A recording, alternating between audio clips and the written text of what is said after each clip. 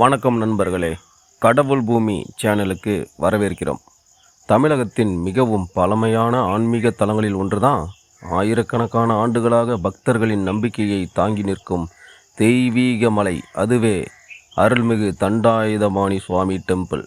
திண்டுக்கல் மாவட்டத்தில் கொடைக்கானல் மலைப்பகுதிக்கு அருகில் அமைந்துள்ள இந்த பழனி இன்று உலக புகழ்பெற்ற முருகன் தலமாக இருந்தாலும் இதன் வரலாறு மிகவும் ஆழமானது, மிகவும் அதிசயமானது. பழனி கோயிலின் வரலாறு சங்க காலத்திற்கே செல்லும் என்று பல வரலாற்று ஆசிரியர்கள் சொல்கிறாங்க.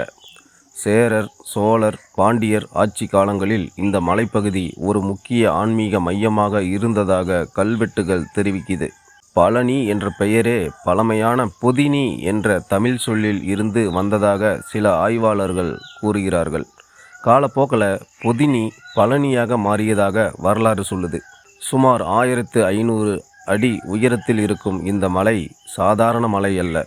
சித்தர்கள் தவம் செய்த இடம், மருத்துவ மூலிகைகள் நிறைந்த பகுதி, ஆன்மீக சக்தி மிகுந்த தலம் என்று பல நூற்றாண்டுகளாக நம்பப்படுது. அந்த காலத்தின் மருத்துவமனை என்று அழைக்கப்படும் சித்தர்களின் மருத்துவ கூடமாக இந்த மலை இருந்திருக்கிறது என்ற தகவல் கிடைக்குது. பழனி கோயிலின் மிகப்பெரிய மர்மம் போகர் சித்தர் உருவாக்கியதாக கூறப்படும் நவபாசான சிலை. சித்த மருத்துவத்தில் வல்லவராக கருதப்பட்ட போகர் பல அரிய மூலிகைகள் மற்றும் தாதுக்களை இணைத்து இந்த சிலையை உருவாக்கியதாக நம்பப்படுது.